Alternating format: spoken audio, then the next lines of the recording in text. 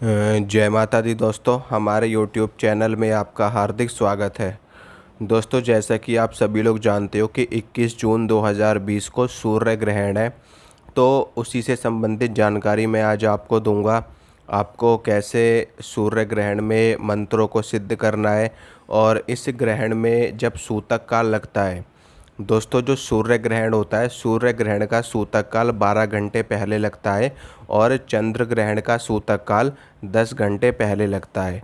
तो हमें सूतक काल से ही परहेज करना शुरू करना होता है। अगर हम सूतक काल से ही परहेज नहीं करेंगे तो उसका बुरा असर हमारे शरीर पे, हमारे मन पे, हमारे मस्तिष्क पे पड़ता है।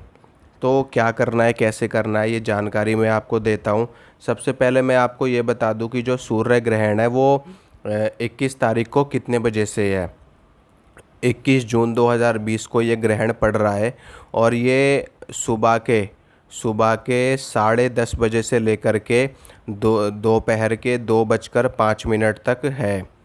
तो इसमें इसका जो सूर्य ग्रहण है, सूर्य ग्रहण का सूतक काल 12 घंटे पहले से ही लग जाता है। यानी कि इसका सूतक काल भी रात को 9 या 10 बजे के बाद शुरू हो जाएगा। तो इसमें आपको करना क्या है कि जब जब सूतक काल लगता है तो सूतक काल लगने से पहले ही आपको अपने खाने पीने के सामान में तुलसी के पत्ते डालने होते हैं। तुलसी के पत्ते आप डाल सकते हो या फिर दूब घास भी आप उसमें डाल सकते हो, ताकि जो खाने पीने का सामान जो आपके घर में रखा हुआ है उसके ऊपर किसी भी तरह का बुरा असर जो ग्रहण का होता है वो ना पड़े। और अगर घर में कोई भी व्यक्ति कुछ भोजन खाना चाहे या कुछ पीना चाहे तो वो खा पी सके। तो जैसा कि मैंने बताया कि 12 घंटे पहले सूतक काल लगता है और जो तुलसी के पत्ते होते हैं वो भी शाम के वक्त, यानी कि सूर्यास्त होने के बाद नहीं तोड़े जाते हैं।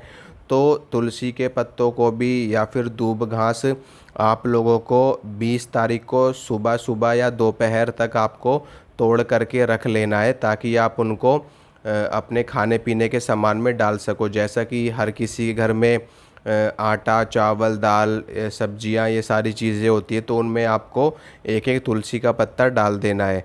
तो 20 तारीख को शाम से पहले पहले आपको ये सारी चीज़ें कर लेनी है। अपने खाने पीने के सामान में तुलसी के पत्ते या फिर दूर्वा ये आपको डाल लेनी है, ताकि ग्रहण का असर ना पड़े।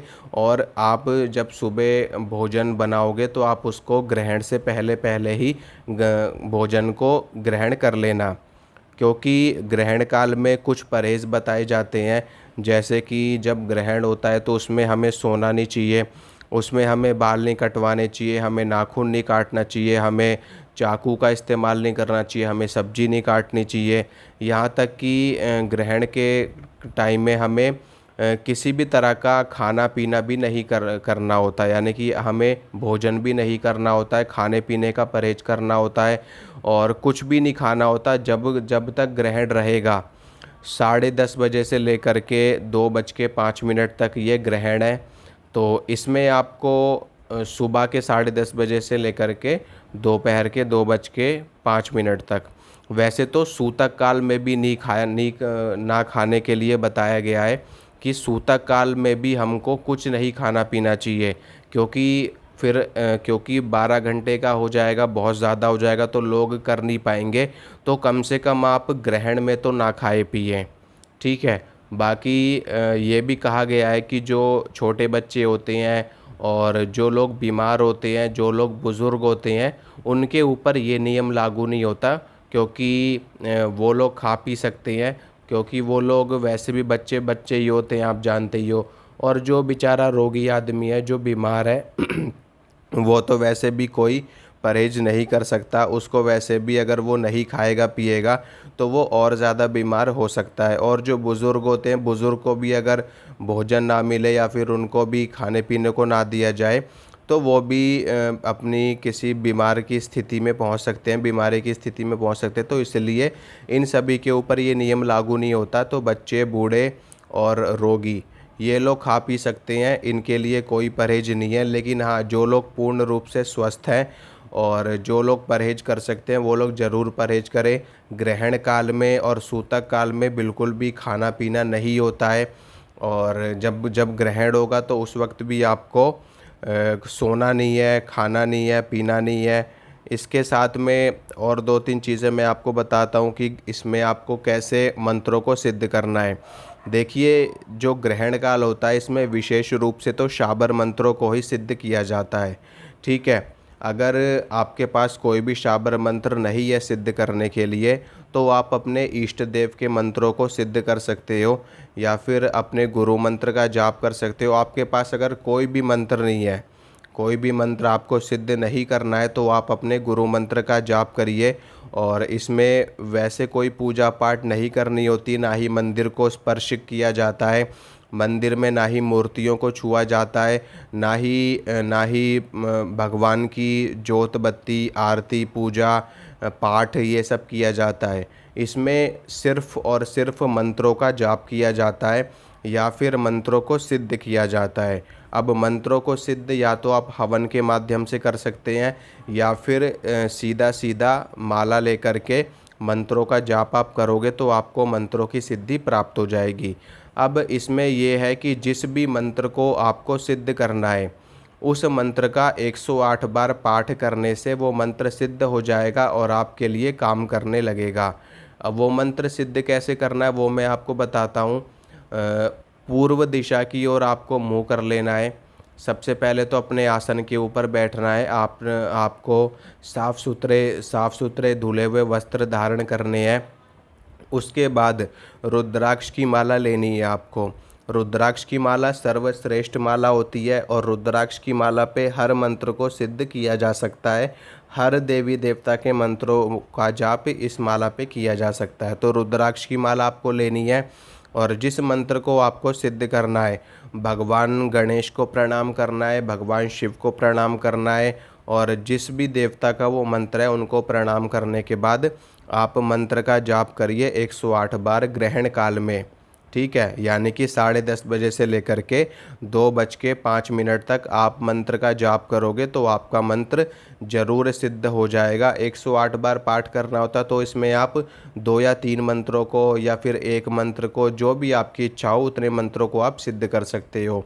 मंत्रों के अलावा आप इस ग्रहण में स्तोत्रों को भी सिद्ध कर सकते हो, जैसे कि हनुमान चालीसा को आप सिद्ध कर सकते हो, बजरंग बाण को सिद्ध कर सकते हो, दुर्गा चालीसा को सिद्ध कर सकते हो, काली चालीसा को सिद्ध कर सकते हो। इनका पाठ भी 108 बार आपको करना है और ये भी सिद्ध हो जाएंगे। इसके अलावा एक दूसरी विधि है कि हवन के माध्यम से सिद्ध करना। अब इसमें क्या करना है, आपको सिर्फ़ और सिर्फ देसी घी आपको ले लेना है। ठीक है, देसी घी ले लेना है आपको थोड़ा सा किसी भी पात्र में और अपने सामने अग्नि प्रज्वलित आपको कर लेनी है। चाहे आप आम की लकड़ी पे अग्नि प्रज्वलित करो, चाहे आप गोबर के कंडे पे अग्नि प्रज्वलित करो, जैसे भी आपको करना है, आपको जो उचित लगे वो आप करो। अग्नि प्रज्वलित करके अपने सामने चम्मच लेकर के और देसी घी से आहुतियाँ आपको करना है और मंत्रों को पढ़ते रहना है। ठीक है, 108 बार आपको हवन करते हुए मंत्रों को आप सिद्ध कर सकते हो। अगर आप हवन करते हुए मंत्रों को सिद्ध करोगे तो मंत्रों में और भी ज़्यादा शक्ति होगी, और भी ज़्यादा बल होगा और मंत्र और भी अच्छी तरह से आपके लिए कार्य करेगा। ठीक है, तो आपकी इच्छा है, अगर आप हवन के माध्यम से सिद्ध करना चाहें तो हवन के माध्यम से कीजिए। अगर आप सीधा वैसी करना चाहें मंत्रों को सिद्ध तो वैसा करिए। सिद्ध दोनों तरीके से आपके मंत्र हो जाएंगे ग्रहण काल में। होली, दीपावली और ग्रहण, ये 3 काल ऐसे होते हैं कि जिनमें की गई साधना कभी भी विफल नहीं होती।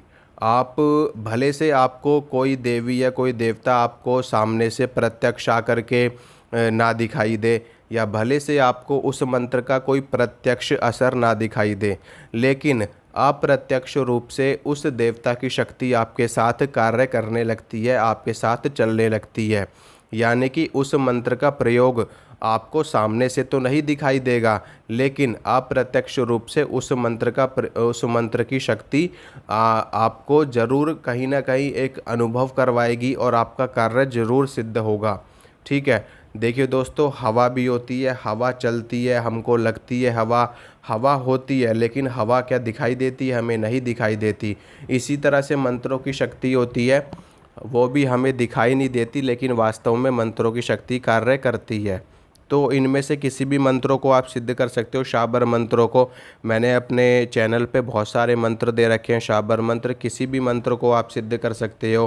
ख़ास तौर पे इन ग्रहण काल में जैसे कि जो सुरक्षा के मंत्र होते हैं उनको सिद्ध करना बहुत अच्छा रहता है, क्योंकि आप लोग तरह तरह की साधनाएं करते हैं, उनमें आपको प्रोटेक्शन मिलनी ज़रूरी है।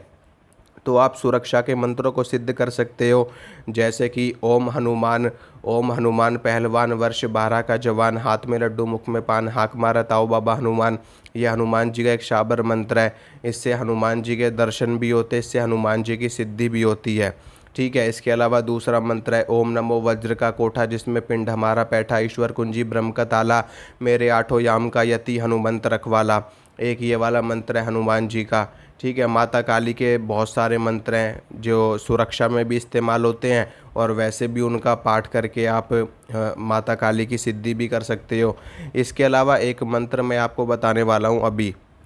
ये ऐसा शाबर मंत्र है जो आपको ना तो किसी किताब में मिलेगा, ना ही किसी और माध्यम से मिलेगा। ठीक है। ये मंत्र मैं आपको दे रहा हूँ, और मेरे अलावा ये मंत्र इस दुनिया में किसी व्यक्ति के पास नहीं है। ठीक है। इस मंत्र को जब आप जाप करोगे तो इस मंत्र में इतनी शक्ति है कि जिस भी देवी या जिस भी देवता का आप आवाहन करोगे, उस देवता की सिद्धि इस मंत्र से आपको प्राप्त होगी। लेकिन जैसा कि मैंने बताया कि ऐसा ज़रूरी नहीं है कि आपके सामने वो देवता प्रकट हो या आपके सामने प्रत्यक्ष हो, लेकिन उस देवता की शक्ति अप्रत्यक्ष रूप से आपके साथ जरूर कार्य करेगी। ठीक है। तो मंत्र सुनिए।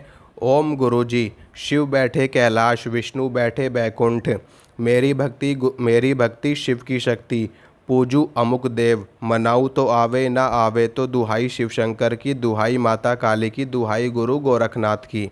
मंत्र दोबारा से सुनिए।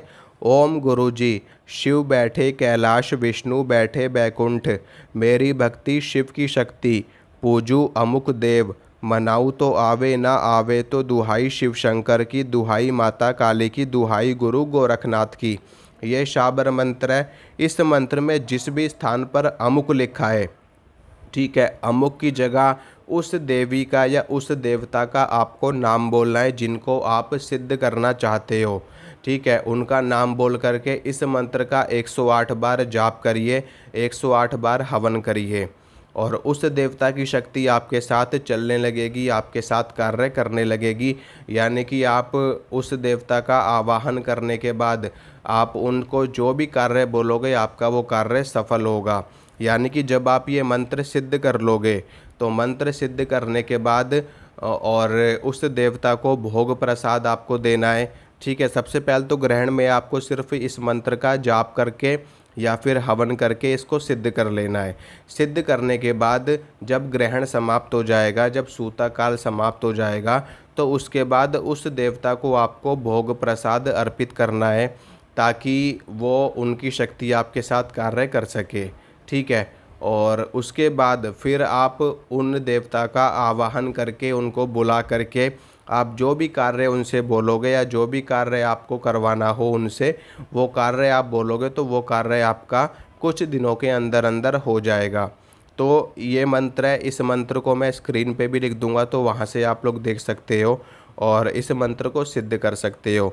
इसके अलावा आप किसी भी स्तोत्र को ग्रहण काल में सिद्ध कर सकते हो, चाहे वो विष्णु सहस्त्रनाम हो, शिव सहस्त्रनाम हो, काली सहस्त्रनाम हो, दुर्गा सहस्त्रनाम हो, कोई भी चालीसा हो। ठीक है। गुरु गोरखनाथ की चालीसा हो, हनुमान जी की चालीसा हो, माता शीतला की चालीसा हो, माता विंध्यवासिनी की चालीसा हो, किसी भी देवी की, किसी भी देवता की चालीसा हो, कोई भी पाठ हो, बस 108 बार पाठ कर लीजिए, और ग्रहण समाप्त होने के बाद उस देवता को उनका भोग प्रसाद दे दीजिए, तो उस देवता की शक्ति आपके साथ कार्य करने लगेगी।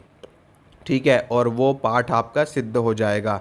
जब आपका वो पाठ, वो स्तोत्र या वो चालीसा सिद्ध हो जाए, तो उसके बाद नियमित रूप से आपको एक पाठ उसका करते रहना है। अगर आपने कोई मंत्र सिद्ध किया है तो उस मंत्र का आपको नियमित रूप से 11 बार जाप करते रहना है। और अगर चालीसा सिद्ध करिए तो चालीसा का एक चालीसा आपको रोज़ पढ़ते रहना है।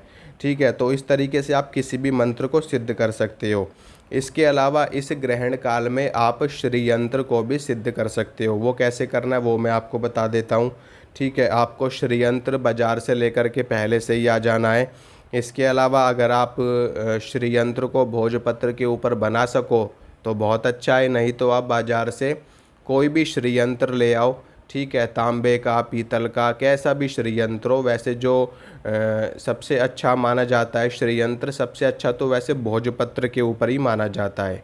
ठीक है, भोजपत्र के ऊपर अगर श्रीयंत्र बना करके उसकी पूजा नियमित रूप से करी जाए तो सोने पे सुहागा है, बहुत अच्छी शक्ति कार्य करती है, माता की बहुत अच्छी शक्ति कार्य करती है। और उस घर में लक्ष्मी, माता लक्ष्मी की कृपा सदैव बरकरार रहती है, कभी भी उस घर में दरिद्रता नहीं होती जिस घर में भोजपत्र के ऊपर बने हुए श्रीयंत्र की पूजा होती है।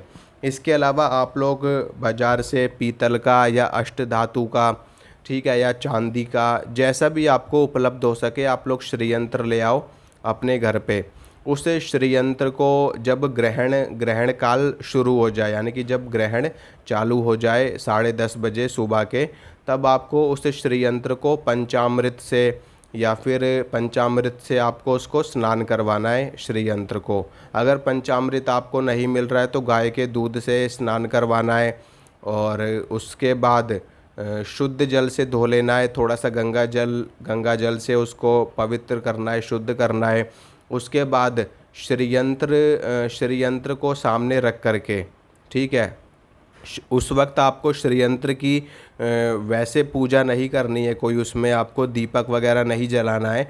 बस खाली श्रीयंत्र को शुद्ध करके पंचामृत से स्नान वगैरह करवा के उसके बाद माता लक्ष्मी का कोई भी मंत्र, ठीक है, माता लक्ष्मी का कोई भी मंत्र, अगर हाँ इस काल में आप माता लक्ष्मी का शाबर मंत्र का जाप करो तो बहुत अच्छा है।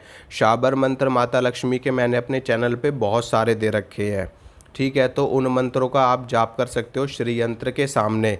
देखिए, एक तो शाबर मंत्रों में पहले से ही इतनी शक्ति होती कि वो किसी देवता को ज़बरदस्ती भी आपका कार्य करने के लिए प्रेरित करते हैं, क्योंकि उनमें दुहाई होती है, उनमें देवी देवताओं को दुहाई दी जाती है, वचन दिए जाते हैं, जिससे देवी देवताओं की शक्ति जल्दी कार्य करती है। तो ऐसे में अगर आप श्रीयंत्र के सामने शाबर मंत्र का जाप करोगे माता लक्ष्मी के, तो माता लक्ष्मी को आना ही पड़ेगा। ऐसी कोई चीज़ है ही नहीं जो माता लक्ष्मी ना आए, माता लक्ष्मी को आना ही पड़ेगा शाबर मंत्रों में, क्योंकि दुहाइयाँ होती है, वचन होते हैं, तो उनका मान रखने के लिए देवी देवता आते ही हैं, भले से वो हमको दिखाई ना दे लेकिन आते हैं।